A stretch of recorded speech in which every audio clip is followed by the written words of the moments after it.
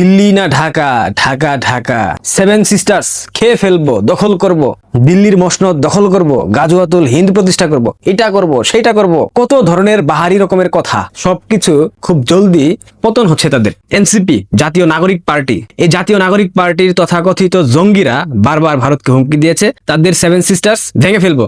ভারতের অপরাধ ফ্যাসিস্ট শেখ হাসিনাকে আশ্রয় দেওয়া, আওয়ামী লীগের কর্মী সমর্থকদেরকে আশ্রয় দিয়ে তাদেরকে জীবন রক্ষা করা, এটাই একমাত্র অপরাধ।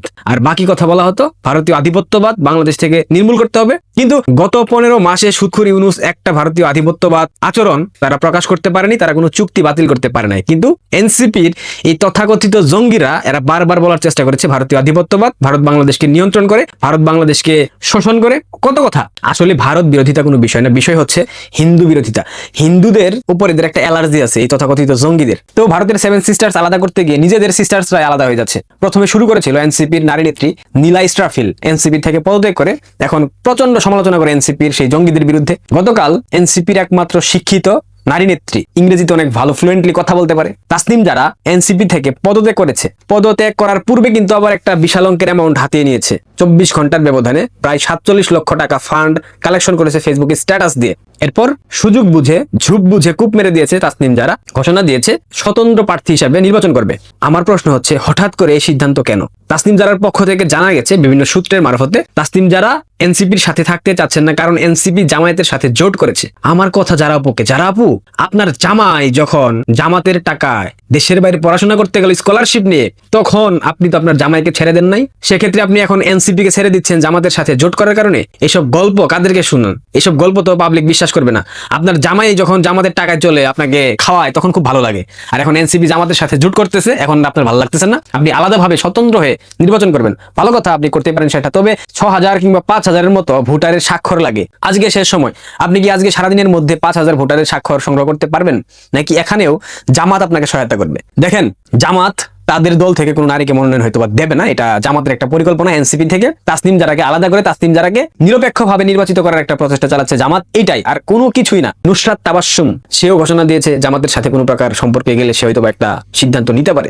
এনসিপি জামাতের একটা সি টিম বা বি টিম।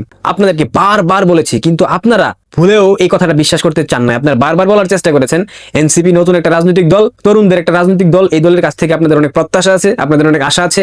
এরা দেশটাকে পুনর্গঠন করবে, এরা দেশটাকে বৈষম্য মুক্ত করবে। কিন্তু জেলাও সেই কদু। এনসিপি কি করলো? তাদের বাপেদের কাছে ফিরে গেছে। এনসিপির জন্মদাতা জামাত, জুলাই আগস্টের জঙ্গি উত্থানের সময় এরা প্রত্যেকে জামাতের সাথে সম্পৃক্ত ছিল, এবং জামাত এই ফেসগুলাকে সামনে রেখেছে, কারণ তাদের উপর জামাতের কোনো ট্যাগ ছিল না। এরা তো ছাত্রলীগের লুঙ্গির নিচে লুকিয়ে ছিল।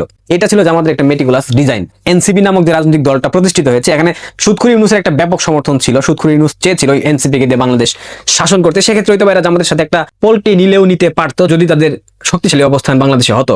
যেহেতু এনসিপি একটা বিশাল মার খেয়ে গেছে, এখন তো জামাতের সাথে জোট করা ছাড়া সংসদে একটা আসন পাবে না। এমনকি জামাতের সাথে জোট করলেও যে তারা আসন পাবে তার কোনো নিশ্চয়তা নাই। বাংলাদেশের যে কোনো আসন থেকে এই এনসিপির জঙ্গিদেরকে যদি ভোট করার কথা বলা হয়, এরা তাদের জামানত রক্ষা করতে পারবে না। এটা আমি প্রায় 10 মাস আগে থেকে বলতেছি।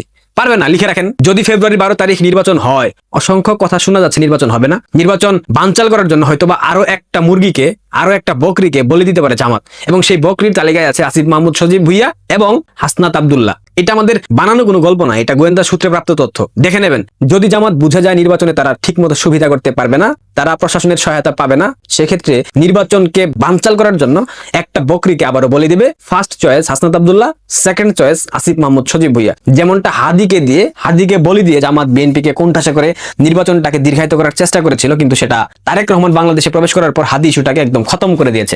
মিডিয়াতে হাদি নামে কোনো চাপটা এখন আর নাই। এমনকি ফেসবুকের ইন্ডিয়ার যে ম্যাটার অফিস, সেই অফিস থেকে হাদিকে জঙ্গি ঘোষণা করা হয়েছে। হাদির ছবি ভিডিও যারা আপলোড করেছিলেন তারা দ্রুত সরিয়ে ফেলেন। গতকালকেও বলেছি, হাদিকে সব জায়গা থেকে আউট করে দিয়েছে বিএনপি। হতে পারে এখানে বিশাল একটা বিনিয়োগ তারা করেছে, করতেই পারে। নতুন আরো একটা চাপটার সামনে নিয়ে আসার জন্য হয়তো বা বলে দেবে আসিফ মাহমুদ সজীব ভুইয়াকে, হয়তো বা হাসনাতকে। যে কোনো সময় হতে পারে, আবার নাও হতে পারে, একদম নিশ্চিত ভাবে বলতেছি না। জামাত যদি আবার বিএনপির সাথে তাদের একটা সমঝোতা হয়ে যায়, কে বিরোধী দল থাকবে, কে কত আসন নেবে, সেক্ষেত্রে বলি নাও দিতে পারে। তবে বলে দেওয়ার সম্ভাবনা অনেক বেশি। এনসিপির যারা আপাদমস্তক বাটপার, সে কিন্তু দ্বৈত নাগরিক। এখন দেখা যাক সে তার নাগরিকত্ব ক্যান্সেল করেছে কিনা। নির্বাচন উপলক্ষে যখন নির্বাচন কমিশনের কাছে তার সব আমলনামা দাখিল করবে, তখন তো আমরা অবশ্যই জানতে পারবো। যারা অনেক ধূর্ত, অনেক চালাক, যারা বুঝে গিয়েছে এনসিপির সাথে থাকলে আসলে প্রকৃতপক্ষে কিছুই হবে না, উল্টা কিছুদিন পর আরো চাপের মধ্যে পড়তে হবে, সেক্ষেত্রে জামাতের সাথে পরামর্শের মাধ্যমে যারা চমৎকারভাবে স্বতন্ত্র প্রার্থী হিসেবে নির্বাচন করবে। কিন্তু যারা যদি ভেবে থাকে তাদের কোনো শাস্তি হবে না, তাদের কোনো বিচার হবে না, তারা কোনো ভুল করেনি, তাহলে এটা বিশাল একটা অন্যায় হচ্ছে। রাষ্ট্রের ধ্বংসকারী হিসাবে প্রথম শ্রেণীতে যেই কয়েকজন ছিল এর মধ্যে যারা অন্যতম, প্রত্যেকটা বিদেশি গোয়েন্দা সংস্থা, প্রত্যেকটা বিদেশি ষড়যন্ত্রকারীদের সাথে ইংরেজিতে কনভারসেশন করার জন্য প্রত্যেকটা মিটিং এ এই তাসনিম যারা উপস্থিত ছিল, সে ফ্লুয়েন্টলি ইংরেজিতে কথা বলতে পারে, এটা তার একটা অ্যাডভান্টেজ ছিল এবং সেইটা কাজে লাগিয়েছে এনসিপির তথাকথিত জঙ্গিরা। জামাতিরাও যারাকে বিভিন্ন জায়গায় পাঠিয়েছে, শুধুমাত্র মিটিং করার জন্য পাঠিয়েছে এটা বলতে পারবো না, আড়ালে অনেক কিছু হতে পারে, আসলে এভাবে বলতে হয় না, হতে পারে, কারণ তিনি যেহেতু এই বিষয়ে অনেক এক্সপার্ট ডক্টর, সো হতে পারে। বাংলাদেশে বাক স্বাধীনতার অনেক অনেক অনেক উৎসব হচ্ছে, দেখতে পাচ্ছেন না? শাহবাগে তারেক রহমানকে কটূক্তির অভিযোগে একটা শিক্ষককে গ্রেফতার করা হয়েছে। কেন বাক স্বাধীনতার যুগে আপনারা গ্রেফতার করবেন কেন? ডিজিটাল নিরাপত্তা আইন এটা এখনো বাতিল কেন করা হচ্ছে না? হোয়াই? আপনারা না বাক স্বাধীনতার জন্য সংগ্রাম করেছিলেন? বাংলাদেশের সাধারণ মানুষ, সকল শ্রেণীর মানুষের উদ্দেশ্যে বলি, আপনারা তো একটা বৈষম্যহীন বাংলাদেশ চেয়েছিলেন, বাক স্বাধীনতার বাংলাদেশ চেয়েছিলেন, তাহলে তারেক রহমান তো এখনো প্রধানমন্ত্রী হয় নাই, বিরোধী দলেও নাই, শুধুমাত্র একটা দলের ভারপ্রাপ্ত চেয়ারম্যান, তার নামে কটূক্তি করার অপরাধে একটা শিক্ষককে গ্রেফতার করা হলো। এটা কেমন কথা? একটা মজার বিষয় দেখবেন, আপনারা অনেকে হয়তোবা জানেন, অনেকে হয়তোবা দেখে ফেলেছেন অলরেডি। তারেক রহমান গতকাল ভোটার হয়েছে, আমি একটা ভিডিওতে বলেছিলাম না? তার যে ভোটার কার্ডের মধ্যে তথ্য দেওয়া হয়েছে, সেই তথ্যটা আপনারা স্ক্রিনে দেখতে পাচ্ছেন, একবার মনোযোগ দিয়ে পড়েন, এরপর চমৎকার একটা বিষয় লক্ষ্য করবেন।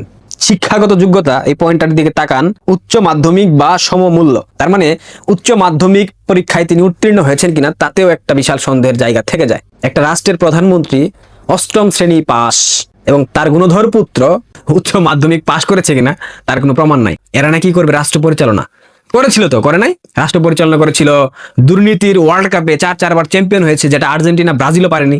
কি হয়েছে না? অস্বীকার করতে পারবে? খুন, গুম, সন্ত্রাসী হামলা, সংখ্যালঘু নির্যাতন, কি হয়নি 2001 থেকে 2006 সালে? জনগণের ট্যাক্সের টাকা পকেট কেটে নিয়ে দেশের বাইরে পাচার করেছে, 17 বছর লন্ডনে রাজকীয় জীবন যাপন করেছে। টাকার উৎস কি ছিল? তিনি কোনো বিজনেসও করেন নাই, তাহলে এই বিলাসী জীবন, রেঞ্জ রোভার গাড়ি কোত্থেকে এসেছে? কে দিয়েছে টাকা? এসব বলতে গেলে আমরা ভালো না, আমরা বেশি কথা বলি, আমাদেরকে মেরে ফেলবেন।